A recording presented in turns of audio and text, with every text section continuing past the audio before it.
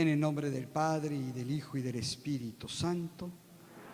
Señor, ten misericordia de nosotros. Muéstranos, Señor, tu misericordia. Dios Todopoderoso, tenga misericordia de nosotros, perdona nuestros pecados y nos lleve a la vida eterna. Ven, Espíritu Santo, llena los corazones de tus fieles y enciende en ellos el fuego de tu amor. Envía, Señor, tu Espíritu y todo será creado. Padre, gracias por traernos aquí a tu casa y te rogamos que nos asistas con la luz del Espíritu Santo para que vivamos con Cristo este camino cuaresmal y podamos alcanzar la plenitud de su madurez. Por el mismo Cristo nuestro Señor. Mamá María, te pedimos que nos ayudes a vivir intensamente esta cuaresma. Dios te salve María, llena eres de gracia, el Señor es contigo, bendita eres entre todas las mujeres y bendito es el fruto de tu vientre Jesús. Santa María, Madre de Dios, ruega por nosotros los pecadores, ahora y en la hora de nuestra muerte. Amén. Señor San José y todos los ángeles y santos de Dios, rueguen por nosotros. Las almas de los fieles difuntos, por la misericordia de Dios, descansen en paz. Pueden sentarse, gracias.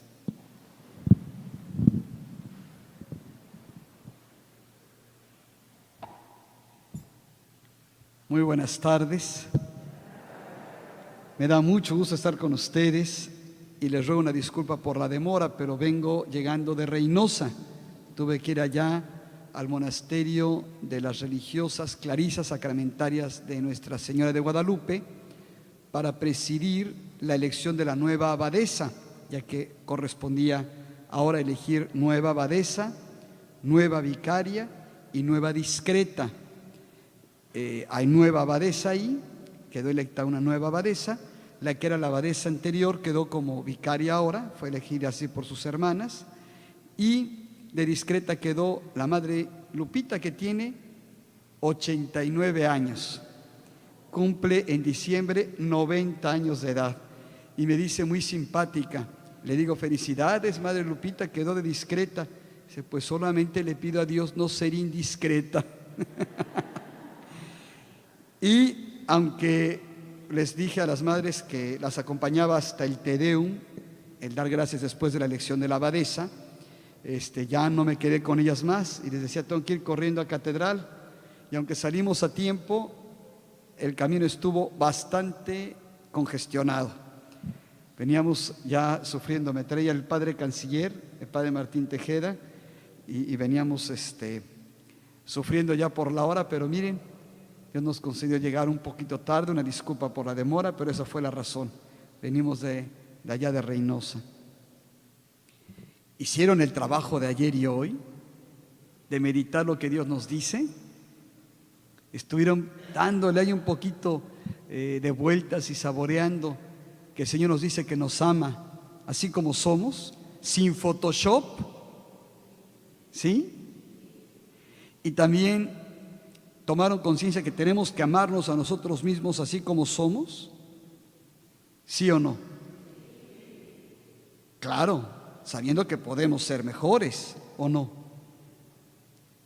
Y que esto implica amar al prójimo como es, sin pretender hacerle a la esposa, al esposo, a papá, a mamá, a los hijos, a los hermanos, a la suegra, a la nuera, Photoshop, y querer que sean como nosotros queremos para ya decidirnos a amarlos. No.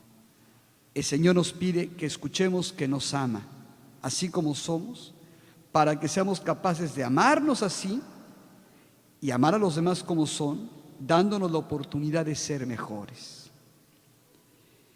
Y para eso queremos contemplar a Jesús. ¿Por qué nos enseña? Él, como dice el Concilio Vaticano II, es el hombre perfecto que manifiesta al hombre lo que es el hombre y la sublimidad, la grandeza de su vocación, a lo que estamos llamados. Y San Pablo lo dirá clarísimamente: a lo que estamos llamados es a alcanzar la plenitud de Cristo. Efesios 4:13. Estamos llamados a alcanzar la plenitud de Cristo. Y por eso es tan importante contemplarlo a Él.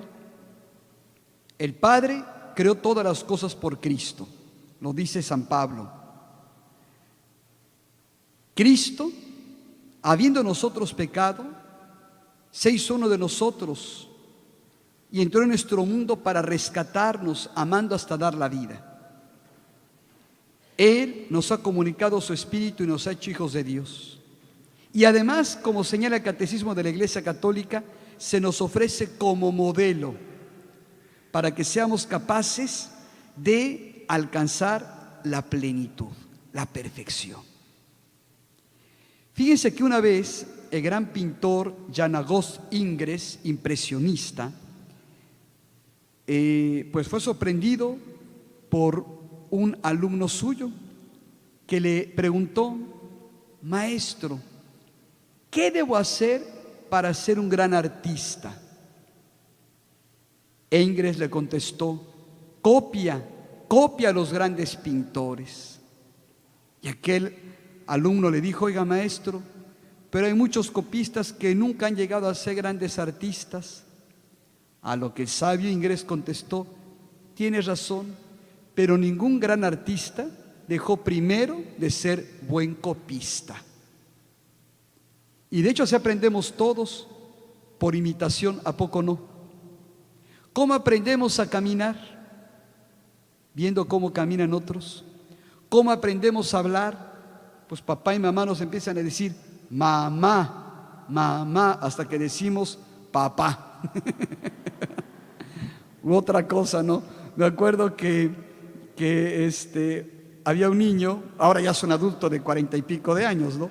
Pero él mismo me contaba, y sus papás, que de chiquito no quería hablar, era el mayor, y le decían mamá, y el niño nada, papá, nada. Y al papá le gustaba mucho el fútbol, y entonces pues se sentaba con el niño chiquito y la esposa a ver el fútbol, ¿no? Y gol, gol, gol. Y entonces estaba viendo un partido y de repente meten gol y el niño dice gole, gole. Fue la primera palabra que dijo antes que mamá o papá. Pues oye, que lo decían ellos, dijo gole, no dijo gol, dijo gole. Aprendemos por imitación. De hecho, el gran Jan August Ingres, siendo un famosísimo pintor de renombre, un buen día que se lo va encontrando un alumno suyo en el Museo del Louvre, en Francia, viendo con mucho detenimiento las pinturas de los grandes artistas, y le dijo: maestro, ¿qué hace usted aquí? Y le contestó el viejito: aprendiendo, vengo a aprender de los grandes artistas. Y él ya era considerado un gran artista. Pero qué bonito. Nosotros también queremos triunfar en la vida, ¿a poco no? Y alcanzar el triunfo verdadero que es la eternidad, llegar a Dios. Y podemos aprender del que es el gran modelo, Jesús. Él es nuestro modelo, ¿sí o no? Por eso el propio Jesús nos dice: aprendan de mí. Y a eso venimos, a estos ejercicios cuaresmales, ¿a poco no? Venimos a aprender de Jesús. Y Él hoy nos da otra enseñanza en nuestro camino cuaresmal. Resulta que habiendo nacido de María Virgen en Belén, un buen día, ya de adulto, llegó cerca del Jordán, en el río donde estaba bautizando Juan, y se formó en la fila. No dijo: yo soy el Mesías, con permiso, yo paso adelante. Se formó en la fila. Benedicto XVI dice algo muy interesante. ¿Por qué Jesús se forma en la fila de los pecadores? ¿Por qué vino a buscarnos ahí donde estamos? Viene a nuestra realidad. Y todos somos pecadores, ¿sí o no? El que esté libre de pecado, que arroje la primera piedra, como dice el Evangelio. Jesús viene a nosotros, a nuestra realidad de pecadores. se hace solidario con nosotros, se pone en nuestro lugar para desde ahí impulsarnos, ayudarnos a salir del lodo del pecado. Recibe el bautismo de Juan y en ese momento se le abrieron los cielos, descendió el Espíritu Santo en forma de paloma y se oyó la voz del Padre que decía: este es mi Hijo muy amado, en quien tengo puestas mis complacencias. Dicen los padres de la iglesia: ¿por qué se abrieron los cielos?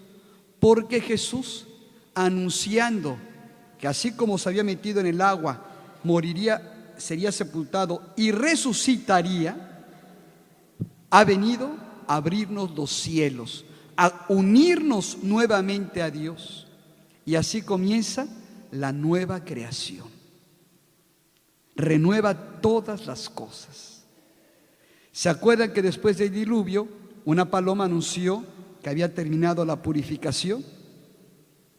Ahora una paloma, el Espíritu Santo, anuncia la nueva creación que se hace realidad en Jesús. Y por eso el Padre nos dice: este es mi Hijo muy amado, en quien tengo puestas mis complacencias. Y después de ser bautizado en el Jordán, Jesús, dice el Evangelio, que es llevado por el Espíritu al desierto.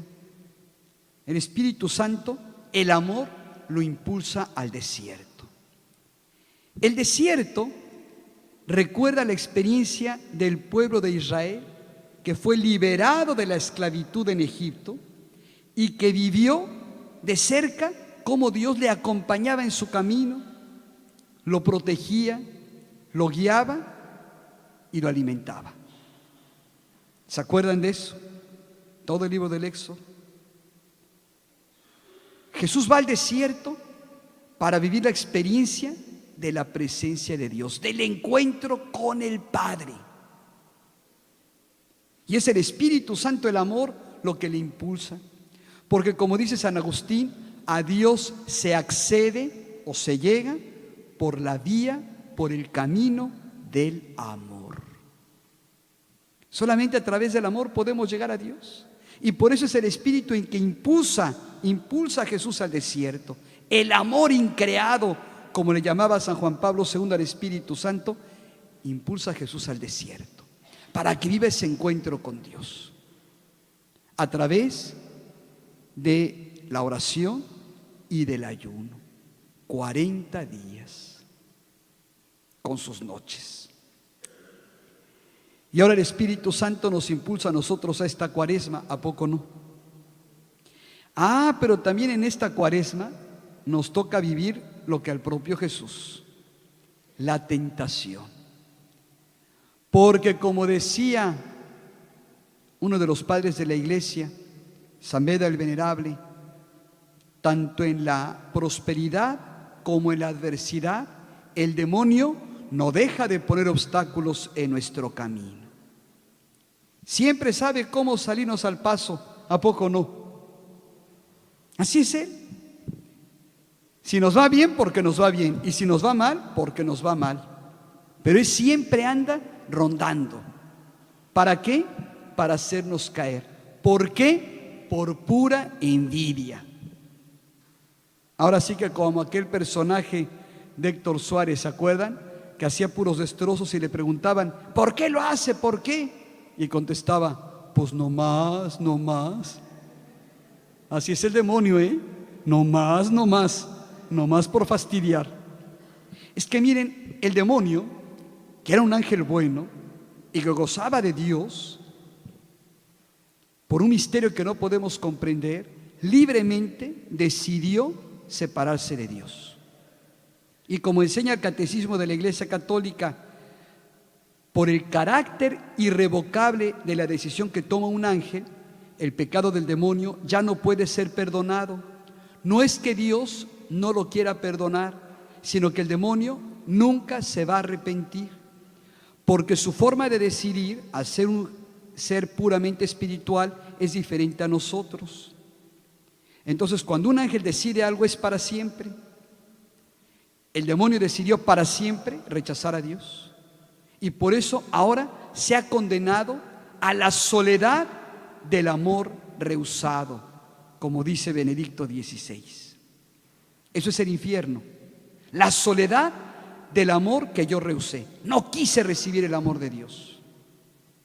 Es como si esta hermosa catedral está toda encendida y bonita como la tenemos ahora, pero yo hago esto y no quiero ver. Ahí está todo, pero yo soy el que no quiere ver. Así es el demonio.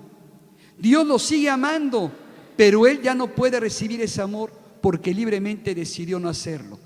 Y entonces ahora vive tal soledad que está amargado.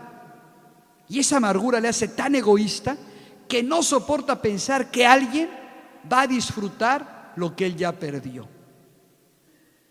Por eso nos tienta. No quiere que tengamos lo que él ya jamás podrá poseer, a Dios. Y por eso nos sale al camino, como hizo con Jesús, al que tentó. San Marcos menciona simplemente que fue tentado Jesús en el desierto. Pero en los otros evangelios encontramos que hay 3 tentaciones, ¿se acuerdan? Benedicto XVI explica muy bien que todas las tentaciones tienen un común denominador. El demonio nos propone quitar a Dios de nuestra vida, hacerlo a un lado.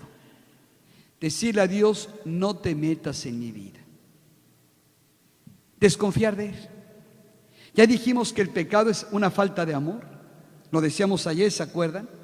Es, como dice el Catecismo de la Iglesia Católica, dejar morir en el corazón la confianza en el Creador. Es creer que Dios es menos bueno que yo o que alguien más. Es creer que Dios sabe menos que yo o que alguien otro.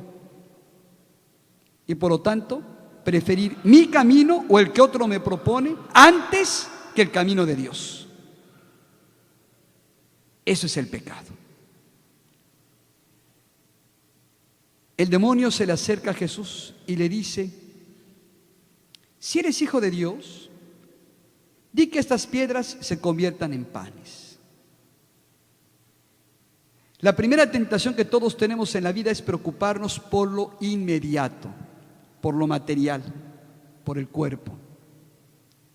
Es la primera tentación que todos tenemos. Y bueno, me dirán, y con toda razón, oiga padre, ¿eso es una necesidad?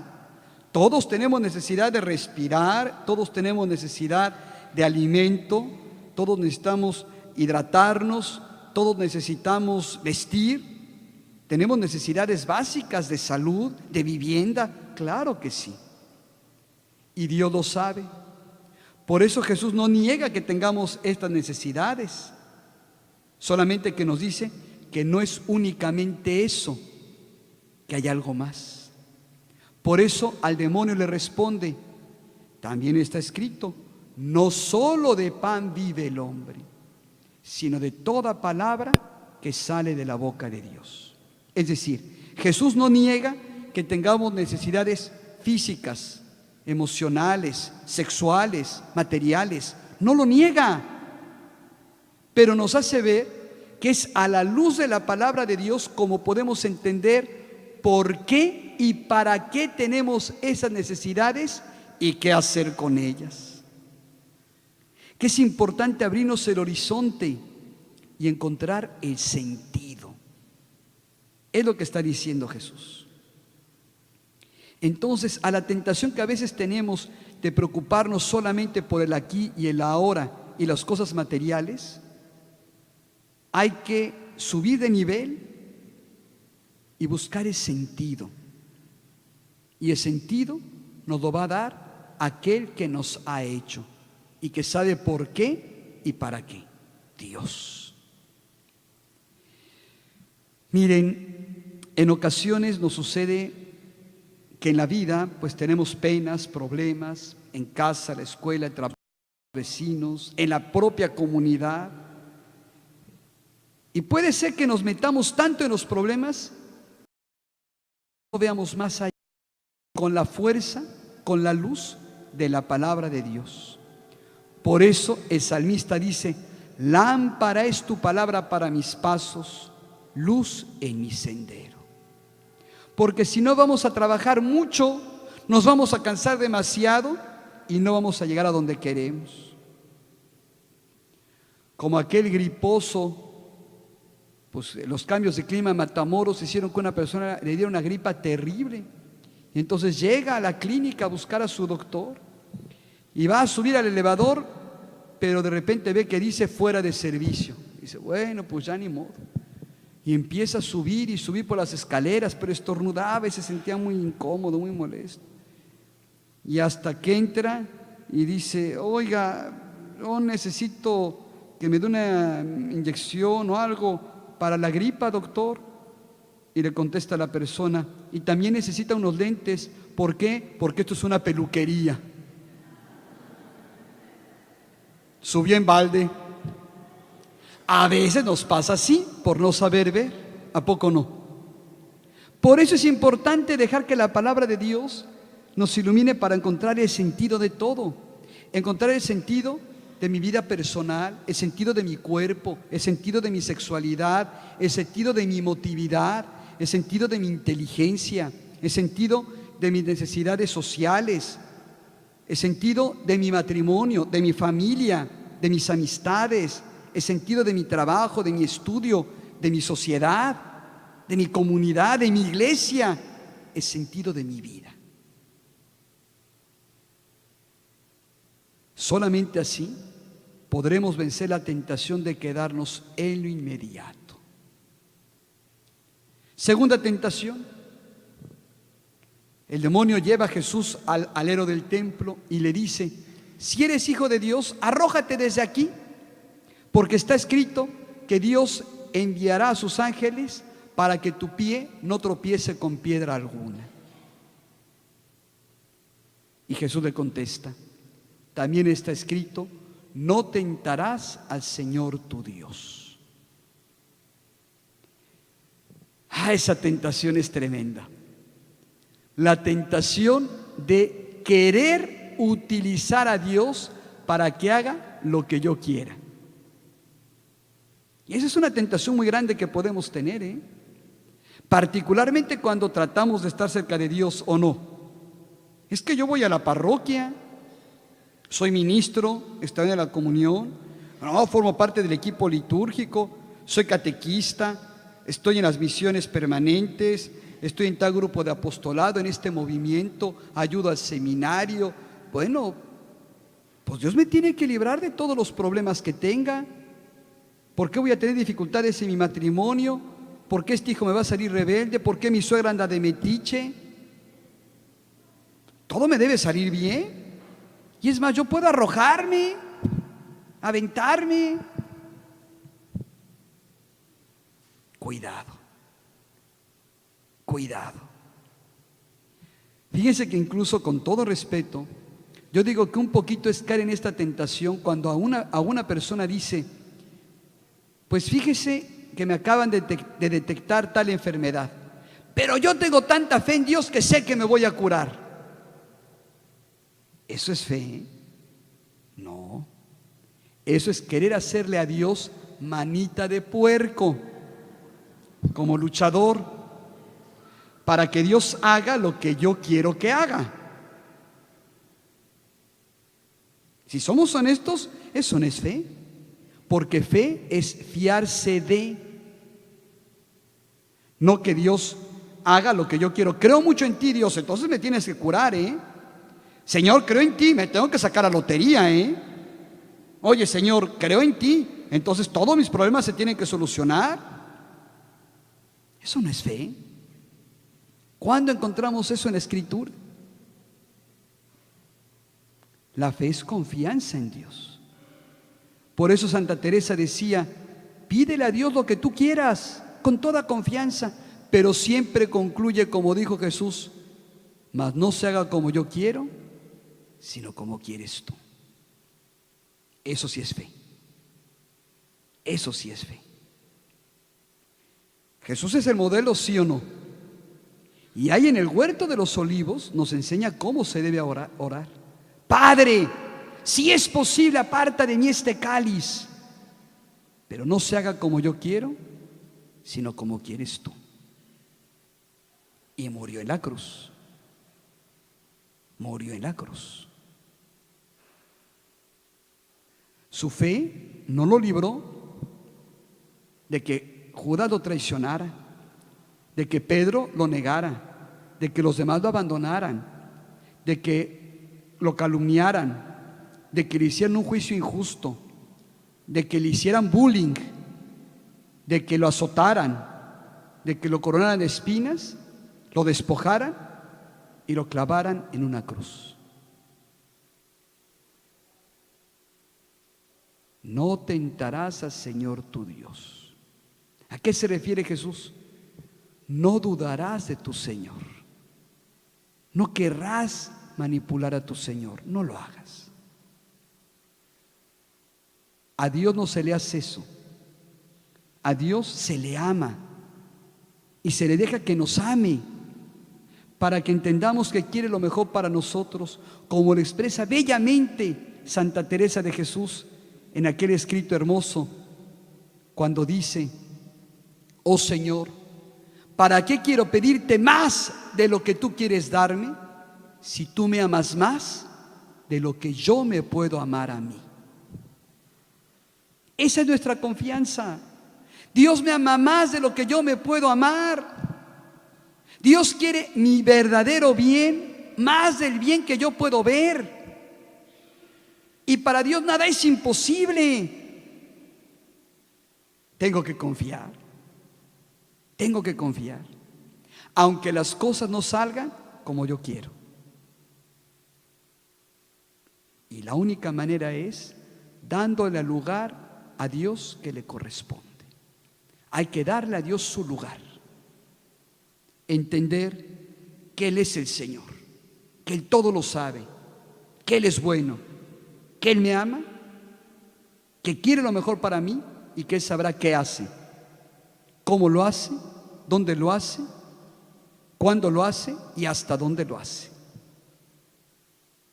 Confianza, confianza. Le dijo Jesús a Santa Faustina Kowalska: el alma que confía en mi misericordia es la más feliz, porque yo mismo tengo cuidado de ella. Mi amor no desilusiona a nadie.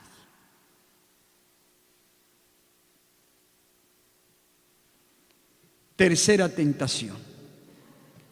El demonio lleva a Jesús a un lugar, a un monte muy alto, desde donde se divisaban todos los reinos, y le dice: todo esto te daré si postrado me adoras. Y Jesús le responde: está escrito, solo al Señor adorarás y únicamente a Él servirás.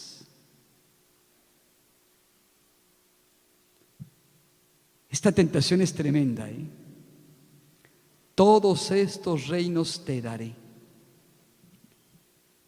El éxito material, el éxito físico, el éxito sexual que hoy el mundo nos ofrece, el éxito económico, el éxito en cuanto a la fama, al buen nombre, al prestigio, al poder imponer mi voluntad a los demás. Es lo que el demonio nos ofrece hoy, ¿o no? Que tú dirás la última palabra en tu casa. Salite con la tuya. Demostrar que ahí mandas tú.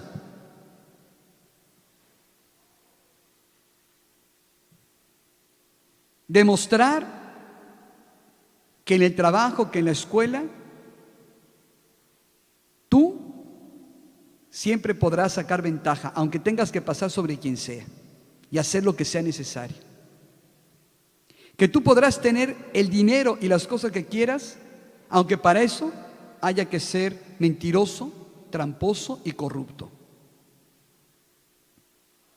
Son los reinos que nos ofrece el demonio.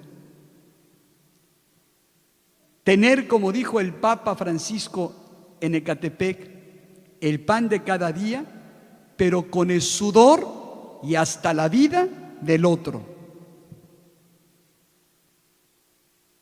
y querer lo que es del otro para mí y para los míos. Una terrible tentación, ¿eh? La tentación del poder. Y esa tentación, no nos hagamos guajes, la tenemos todos. La tentación de decir, aquí mis chicharrones truenan, ¿o no? Veámoslo desde el noviazgo. Desde el noviazgo. Bueno, vámonos desde antes, ¿eh? ¿Qué intenta un niño cuando hace berrinches? Chantajear a los papás para que hagan lo que él quiere. Y demostrar a los papás que se hace lo que él quiere. Es el fondo de un berrinche, ¿eh? Saluda a tu tía Pancreasita. No. Que saludes a tu tía. No. Dale la mano al señor obispo. No. ¿Qué está haciendo el niño o la niña a esa edad? Es un juego de poder. Abramos los ojos y démonos cuenta, es un juego de poder. El berrinche o el no es simplemente decir, se hace aquí lo que yo quiero, no hago lo que tú me estás diciendo. Mira qué sabroso, cómetelo. Mira, abre la boquita, un pajarito quiere entrar a la boquita. Es un juego de poder, ¿sí o no? Desde chiquitos somos así. Y están los hermanitos y está el hermanito con su juguete que le regalaron, pues llega el otro y se lo quita. ¿O no? ¿No lo hemos visto todos? Devuélvele el juguete a tu hermanito. No. Es poder, es una lucha de poder. Es querer para mí lo que es de otro. Es creerme el ombligo del universo. Como aquel personaje, ¿no? Que era tan presumido que cuando relampagueaba salía a la calle pensando que Dios le estaba tomando fotografías. Y también en su despacho tenía 7 fotografías de sí mismo y abajo decía las 7 maravillas del mundo.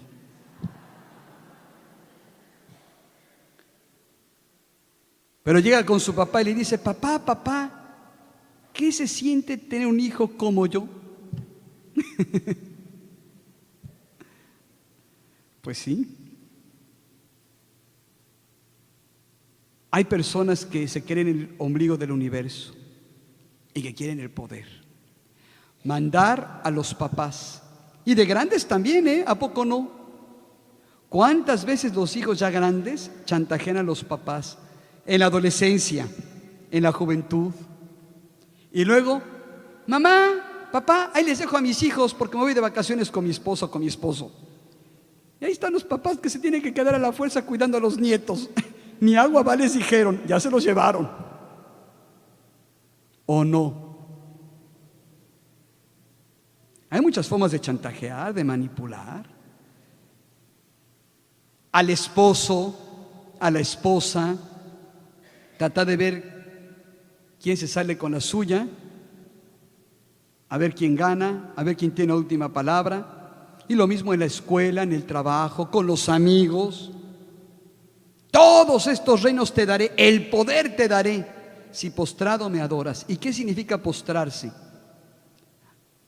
Lograr hacer tu voluntad sin importar cómo. El fin justifica los medios. Aunque tengas que mentir, chantajear, manipular, hacer trampa, engañar, todo se vale. Es lo que nos dice el demonio, ¿eh? Y a veces caemos, ¿o no? Y la respuesta maravillosa de Jesús está escrito: solo al Señor adorarás y servirás. En pocas palabras, para reinar de verdad, no voy a seguir tu camino, Satanás, que es el del egoísmo, la mentira, el mal, la injusticia, la corrupción, la violencia, sino voy a servir a Dios y voy a seguir su camino, que es el camino del amor. Y el amor no es solo un sentimiento, sino, dice San Pablo, es saber comprender, es actuar con justicia, ser paciente, ser servicial, reconocer una falla y pedir perdón, y también saber perdonar. Eso significa adorar al Señor y servirlo, creerle a Él y seguir su camino, que es el camino del amor. Porque además el demonio nos engaña. Le dice a Jesús: todos estos reinos te daré, pero resulta que esos reinos ni son del demonio.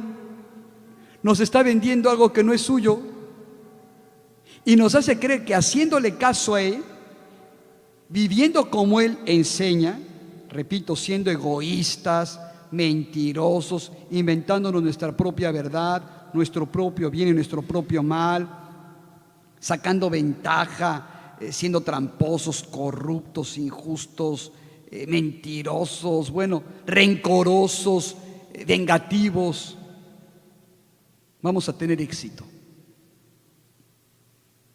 Hay que decirle no. Eso es falso. Porque sí, de momento resulta, pero luego, ¿qué va a pasar? Matrimonios y familias destruidos y sociedades donde abunda la mentira, la injusticia, la corrupción, la violencia y la muerte. El demonio es como de esos que ofrecen recetas fáciles que no sirven para nada. Jesús lo sabe y por eso vence al tentador con la palabra de Dios, diciéndole: solo a Dios adorarás y servirás. 3 tentaciones, dice el Papa, que todos enfrentamos, ¿o no? Y nadie puede decir: yo ya estoy grande, eso ya a mí no. Cuidado, cuidado. A todas edades podemos caer, a todas edades. Niños, adolescentes, jóvenes, adultos, ancianos, todos. Porque el demonio, como dice el apóstol, anda rondando como león rugiente buscando a quien devorar. ¿Cómo podemos defendernos? Resistiendo firmes en la fe. Y como dice el Papa Francisco, si nos damos cuenta, Jesús vence al demonio no usando palabras suyas, sino usando la palabra de Dios, confiando en ella, dejándose ya por esa palabra. Y me encantó lo que dijo el Papa en Ecatepec: porque metámoslo en la cabeza. Con el demonio no se dialoga porque nos va a ganar siempre. Es más listo que nosotros. Ya lo dice el refrán: más sabe el diablo por viejo que por diablo. Pues tiene toda la experiencia del mundo. Tiene toda la experiencia. Y además tiene todo el tiempo para decir: no, hombre, este cae por acá, no, la debilidad de esta es por acá. Y de veras sabe, ¿eh? San Ignacio de Loyola nos dice cómo actúa el demonio. Dice: el demonio, cuando llega con su tentación y ve que como que titubeamos, como que dudamos si sí o si no, se va metiendo hasta que nos tira. En cambio, si de entrada ve que le cerramos la puerta, se va. Entonces lo primero que tenemos que hacer es no jugar con la tentación. No se juega con fuego porque nos vamos a quemar. Hay que decirle no desde el principio. No decir: bueno, pues si hiciera esto, si dijera esto, ¿qué tanto? Es tantito. Cuidado, porque nos va a engañar y nos va a ganar. Segundo, dice San Ignacio de Loyola que el demonio quiere que su tentación la guardemos en secreto, porque es más fácil confundirnos y tirarnos cuando estamos solos. Dice la Sagrada Escritura: ay de aquel que camina solo porque tropieza y no tiene quien lo levante. Y San Beda el Venerable dice: el demonio tienta preferentemente al que encuentra solo. Por eso en el Génesis el Creador dice: no es bueno que el ser humano esté solo. ¿Qué hacer cuando el demonio llega con su tentación? Correr a mi confesor, a mi director espiritual o a una persona que conoce de la vida espiritual y que me pueda ayudar. Porque el demonio sabe que en el momento en que a otra persona le revelemos sus planes, va a quedar al descubierto y ya no nos va a poder engañar, ya no nos va a poder enredar. Y tercero, dice San Ignacio de Loyola, el demonio hace como un caudillo en el ejército que quiere entrar a una fortaleza, la rodea y va descubriendo cuál es el punto débil y por ahí ataca. El demonio nada más está mirando cuál es nuestro punto débil. Si la sensualidad, si el mal genio, si la ambición, si nuestra inseguridad, si nuestra soberbia. El demonio sabe, sabe. Y por ahí se va a meter. Por eso es tan importante hacer buenos exámenes de conciencia. Porque los exámenes de conciencia nos ayudan a ver cuál es nuestro punto débil para estar prevenidos, para fortalecer. Y ahí se requiere mucha honestidad, decir, no, este es mi punto débil, por aquí. Entonces poner atención a ese punto débil. El que ni se conoce a sí mismo, ni es capaz de hacer una autoevaluación, pues, ¿cómo va a saber por dónde se va a defender? El demonio le va a atacar por mil partes y en las 1000 lo va a tirar. Por eso es tan importante hacer un buen examen de conciencia y una buena confesión. Es como un check-up del alma, ¿a poco no? Que nos va diciendo cómo estamos de verdad. Queridos hermanos y hermanas, Jesús es nuestro modelo y nos enseña cómo podemos vencer al tentador. No con miedo, sino fiados en la palabra de Dios y en su ayuda, que jamás nos va a faltar. Pues les propongo que esta noche y mañana, antes de nuestra tercera charla, cada uno se acuerde de estas 3 sugerencias de San Ignacio de Loyola, ¿verdad? De que no debemos jugar con la tentación, sino decir no desde el principio. Segundo, que no debemos resistir solitos la tentación, sino dejarnos ayudar. Y tercero, que necesitamos reconocer nuestros puntos débiles para fortalecernos y no dejar que el demonio se meta por ahí. Y cada uno piense, ¿cuál es mi tentación? ¿Cuál es mi tentación? ¿Cómo me está tentando el demonio? La peor de las tentaciones, dice el Papa Francisco, es la resignación.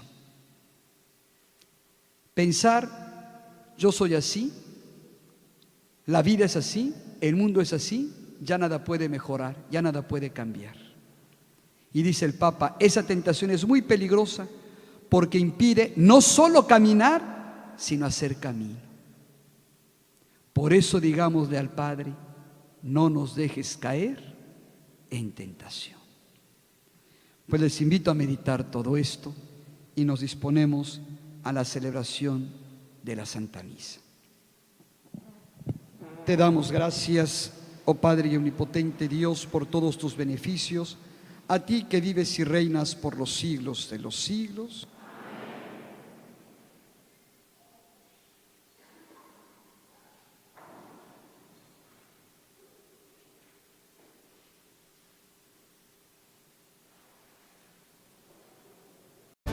Florica.